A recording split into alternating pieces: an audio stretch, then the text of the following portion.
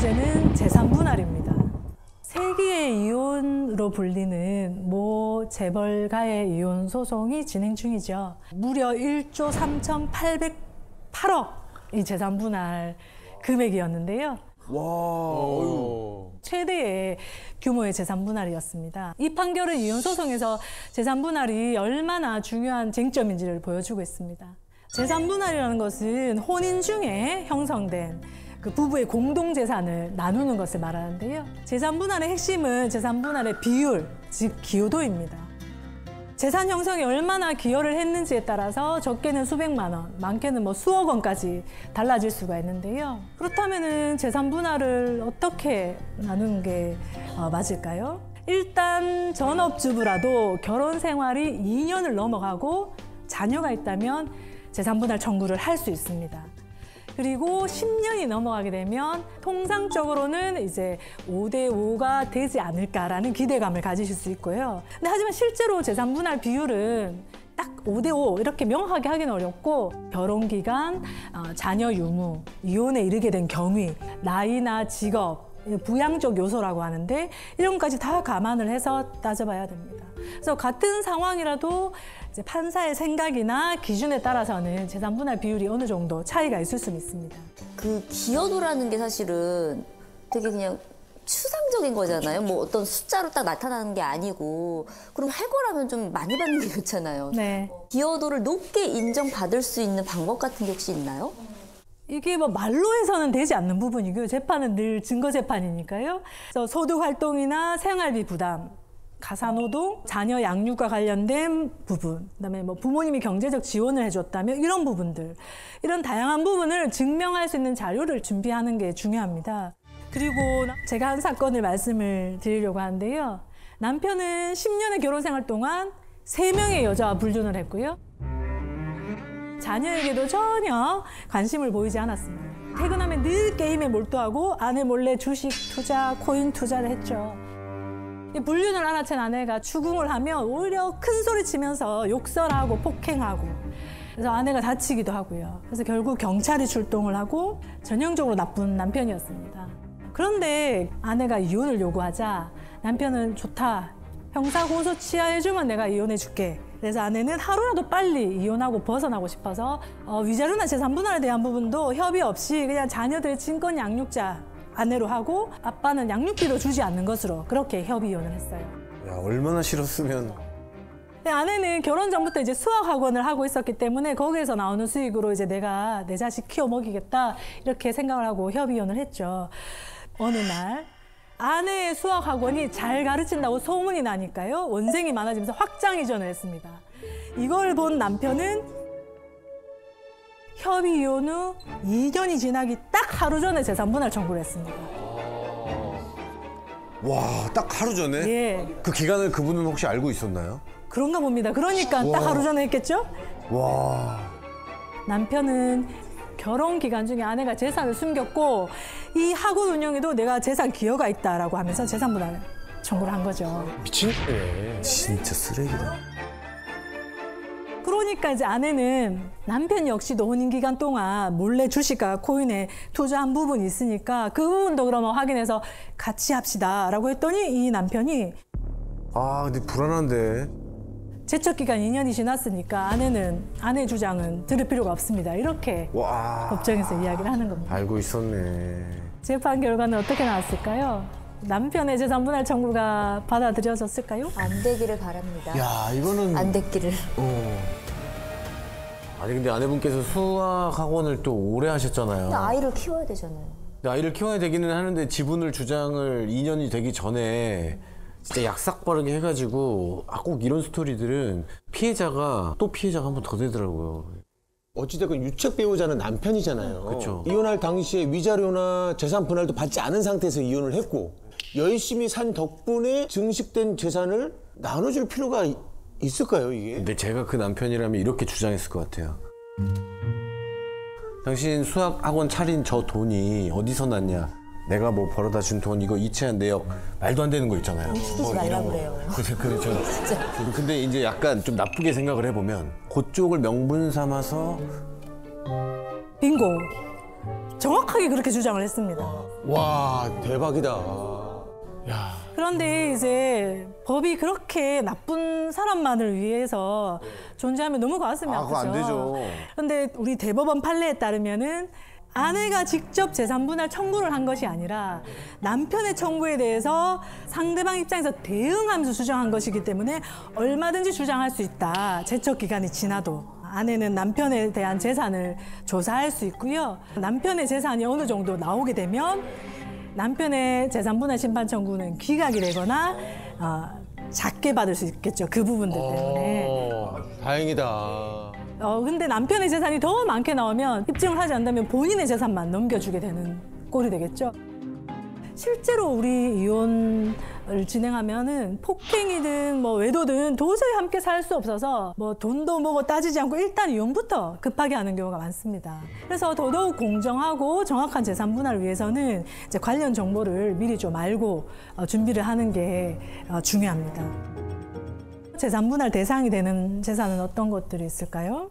집, 차, 예금 뭐 이 정도는 다 예상하실 것 같고요. 차는 예상 받겠습니다. 차도 됩니다. 가액으로.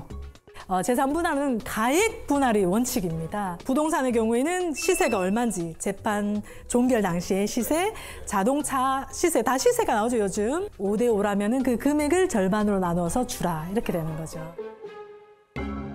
궁금한 게 요즘 이제 취미 활동들이 굉장히 많아지면서 뭐 예를 들어 시계 테크 하시는 분도 있고 금 테크 하시는 분들도 있고 또 어떤 분들은 그림, 그다음에 뭐 골동품, 고가의 수집품들이 또 많이 있는 걸로 아는데 네네. 이것도 재산 분할에 들어갑니까? 당연하죠.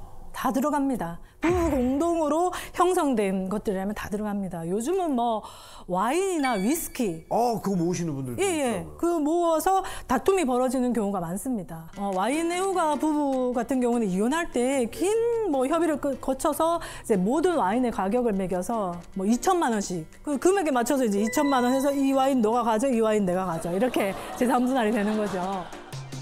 그러면 빚이 있을 때 그것도 분할을 해야 되나요? 그럼요. 결혼 생활 중에 생긴 빚도 당연히 재산 분할 대상입니다. 예를 들어서 결혼 중에 산 집에 대출금이 있다. 그러면 당연히 재산 분할 대상이 되는 거죠. 근데 특히 이제 내가 전혀 몰랐던 빚. 이 재산 분할 문제 때문에 되게 심각한 고민을 하시는 경우들이 있는데요. 예전에는 이혼 소장에 전통적으로 등장하는 것이 고부 갈등이었다면 최근에는 이제 장인 장모와 사위, 장서 갈등이 주로 많이 등장을 하고 있습니다. 장서 갈등으로 인한 그 이혼의 경우에 문제의 원인이 부부 사이가 아니라 시댁이나 처가 식구들과의 그런 갈등이기 때문에 많은 분들이 뭐 이런 이유로 이혼 소송이 가능한가? 배우자가 이혼을 원하지 않아도 이런 걸로 이혼할 수 있습니까? 이렇게 묻는 경우들이 있습니다. 우리 민법 840조에서 이혼 사유를 정하고 있는데요. 3호에서 배우자의 직계 존속으로부터 심한 부당한 대우를 당한 경우를 규정하고 있고 4호는 자기의 직계 존속이 배우자로부터 부당한 대우를 당한 경우. 따라서 이제 부부 중 일방이 이런 사유에 해당한다면 당연히 가정법원에 이혼 소송을 제기할 수 있습니다. 이번에 소개할 사건이 하나 있는데요. 이 남편과 아내가 소개팅에서 첫눈에 반해서 교제하게 되었고 결혼을 약속했습니다. 상견례 자리에서 시어머니가 이제 며느리와 사돈 앞에서 아들 신혼집으로 주려고 사돈 40평대 아파트가 있다. 이렇게 결혼하면 바로 소유권 이전 등기해 주겠다. 와. 친정 부모님이 너무 기뻐하시면서 혼수를 정성껏 잘 준비하겠습니다. 이렇게 답하면서 화기애애하게 상견례가 마무리됐습니다. 결혼식까지 큰 어려움 없이 잘 진행이 됐죠. 그런데 결혼한 지 6개월이 지나도록 이 신혼집 이전 등기를 해주지 않는 겁니다. 왜? 아내는 남편에게 빨리 물어보라고 부모님한테 이렇게 이야기를 했는데 그때부터 시어머니는 아주 예민하게 반응하면서 역정을 내기 시작하셨죠. 그래서 아내가 왜 이러시지 이상하다 하면서 부동산 등기부등본을 떼봤더니 결혼 이후에 시어머니가 1억 원 담보대출을 받은 겁니다. 아내가 시어머니한테 조심스럽게 물어봤더니 시어머니가 갑자기 화를 내면서 왜 내 부동산을 네가 등기부등본을 떼보냐면서 욕설을 하고요. 아내를 막 몰아붙이기 시작했습니다. 이 당황한 아내는 이제 이 상황을 남편에게 이야기를 했고 막 부모님을 이제 비난하면서 아내 편을 들었죠. 이렇게 남편이 연락을 끊고 지내자 시부모는 더 격분을 해서 아내의 직장까지 찾아서 며느리 누구누구 아들과 사이를 갈라놓은 폐륜녀 이런 피켓을 들고 그건 좀 그렇다. 시위를 벌이고요. 몇 달간 이런 이제 수모를 겪은 아내는 더 이상 이제 시부모님을 감당할 수 없겠다. 그렇다고 너가 부모와 천륜을 끊게 할 수 없으니 우리는 이혼하자라고 말을 하며 집을 나왔습니다. 슬프다. 그리고 남편을 상대로 이혼 소송을 제기했죠. 그 이제 이혼 소송을 받고는 너무 슬퍼서 이제 자살을 시도를 했습니다. 예? 그런데 다행히 이제 부모님이 발견을 했어요. 그래서 이제 이혼 소송에서 부모님한테 설득이 된 건지 아내가 돌아올 가능성이 없다고 여겼는지 이제 부모와 한편이 되어서 진흙탕 싸움이 시작이 되었습니다. 그렇게 사이좋던 이 젊은 부부는 파탄에 이르게 된 거죠. 이 사건은 시부모의 거짓말, 폭언, 폭행, 명예훼손적 행위가 이들 부부의 혼인관계를 파탄케 하는 결정적 계기가 되었습니다. 이 부부간의 문제가 아닌 시대가의 갈등 때문에 이혼까지 가게 된 너무나 가슴 아픈 사건이죠. 우리가 결혼을 해서 독립한 가정을 이루었다면 그때부터는 부모가 아닌 배우자가 최우선이 되어야 합니다. 그리고 자식을 결혼시킨 부모는 품 안의 자식일 때처럼 자녀의 가정을 마음대로 휘두르려고 하면 안 됩니다. 독립한 한 가정으로 인정하고 심리적으로든 물리적으로든 한 걸음 물러나야 합니다. 중혼적 사실혼과 중혼죄라는 부분입니다. 중혼이 뭘까요? 처음 들어봤는데. 이 중혼적이라는 표현이 굉장히 낯설게 들리실 텐데요. 먼저 이 사실혼이라는 것은 이제 혼인 신고를 하지 않고 부부 생활을 하는 경우를 사실혼이라고, 혼인 신고를 하는 경우에는 이제 법률혼이라고 합니다. 중혼적 사실혼이라는 고 하는 것은 법률혼 관계에 있는 사람이 또다시 사실혼을 하는 경우로 말합니다. 불륜이네요. 불륜의 범위를 넘어서서 부부 관계를 만드는 거죠. 쉽게 말하면 두 집 살림을 하는 겁니다. 네. 사실 뭐 그런 상황이 있을까 이렇게 생각하시지만 저도 가정법원 오기 전에는 이렇게까지 우리 가정에 중혼적 사실혼 관계가 많은 줄 몰랐어요. 많다고요? 예. 그럼 어떻게 물리적으로 그게 되나? 예. 시간이 되나, 시간이? 제가 그 대표적인 사실혼 사건을 하나 이야기를 해드리겠습니다.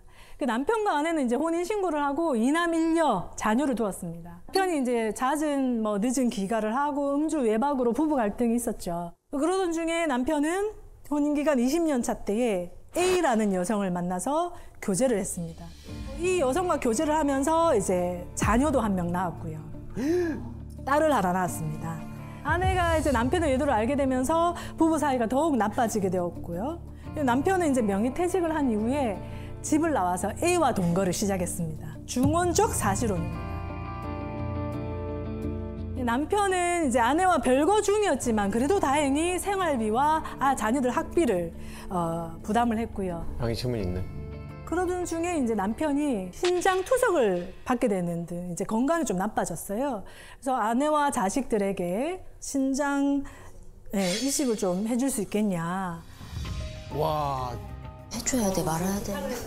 당연히 거절을 당했죠. 이런 일로 이제 남편은 아내와 이제 혼인 관계를 끝내야겠다라고 생각을 하면서 이후에 아내에게 생활비를 다 끊어버렸습니다. 아이고 참. 치사하다. 치사하죠. 아니 뭐 본인이 지금까지 한 행동이 있는데 그 양육비를 끊는 거는 이거는 말도 안 되는 것 같아요. 남편은 이제 현재 동거 중인 A와의 사이에 중학생 자녀가 있고, 그리고 병든 나를 보살펴주는 것은 지금 나와 살고 있는 이 A이기 때문에 더 이상 이제 아내와의 법률상 혼인관계는 유지할 수 없다. 이러면서 이혼 소송을 제기했고요. 이 아내는 남편이 언젠가는 돌아올 것이라고 믿고 있습니다. 그리고 미혼인 자녀들이 있기 때문에 나는 죽어도 이혼에 동의하지 못하겠습니다. 라고 답변을 했습니다. 결론은 어떻게 났을까요? 저는 그 어머니의 편을 더 들었을 것 같아요. 나도. 그러니까 이혼 소송을 받아들여지지 않았을 것이다. 네. 왜냐면 양육비 줄 때까지 이거를 늘어뜨려야 되기 때문에. 기각되고 계속 양육비를 지급해라. 이렇게 판결이 났을 것 같아요. 근데 또 현재는 지금 아저씨께서 이 새로운 가정에서 지금 어찌됐건 아프신 몸인데 다 지금 보조를 받고 병수발을 받고 있는 거잖아요. 그러니까 이 사람을 케어할 수 있는 집 쪽으로 가는 게 맞다라고 판단할 수 있지 않을까. 와, 이럴 때 어떻게 결정해야 되지? 남편의 이혼 소송은 유책 배우자이기 때문에 기각이 됐습니다. 이 사례처럼 중원적 사실혼의 경우에는 그 법률상 배우자가 선택할 수 있는 것은 두 가지입니다. 첫 번째는 이혼을 부동의하는 경우, 끝까지 이 사건처럼 이혼을 해주지 않는 경우에는 이혼이 안 됩니다. 그리고 두 번째는 이제 이혼을 동의하게 되면 이제 위자료와 재산분할 소송으로 진행이 되게 되겠죠. 근데 문제는 뭐냐면 이혼을 동의를 해주든 동의를 해주지 않든 이 중원적 사실혼의 관계에 있는 남편들이 생활비와 양육비를 주지 않는다는 겁니다. 그래서 생활이 너무 이제 힘들어지는 것이죠. 이때 이제 아내들이 할 수 있는, 법률혼 관계에 있는 아내들이 할 수 있는 것은 부양료 청구를 할 수는 있어요. 법률상 배우 남편이니까 부양료를 달라. 네네네. 그리고 A 여성에 대한 위자료 소송. 그게 있구나. 이렇게 할 수 있습니다. 그런데 그것은 돈을 받아야 되는 문제고 시간이 오래 걸리고 그 소송 중에 어떤 일들이 일어나냐 하면요. 이 남편은 자기 A와의 사이의 자녀한테 재산을 증여해버립니다. 그리고 법률상 처와 자녀가 살고 있는 부동산을 팔아버립니다. 자기 명의로 돼 있으니까요. 실제 사건에서 길바닥에 나앉은 경우가 있습니다. 법률상 본처가요, 그죠? 본처 자식이. 본처도 자식이네. 자기 자식인데. 너무나 좀 법률상 배우자와 자녀들을 보호하기에는 너무나 미흡하죠. 저희 가정법원 판사들이 중원죄 도입을 희망하고 있습니다. 이 중원죄는 어떤 것이냐면요. 중원자에게 형사처벌을 하겠다는 겁니다. 저희 가정법원 판사들이 독창적으로 고안해낸 제도는 아니고요. 지금 미국, 영국 선진국가들은 다 중원죄를 규정하고 있습니다. 적어도 이제 이런 중원죄 처벌 규정이 있다면은 이제 법적 아내와 자녀들에게 닥칠 그런 위험한 상황에 대해서 초반에 방지를 할 수 있지 않을까. 형사처벌이니까요. 의미 있는 법조항이지 않을까라고 저희가 생각을 하고 계속적으로 논문에서 발표를 하면서 중원죄가 도입이 되어야 된다 생각을 하고 있습니다.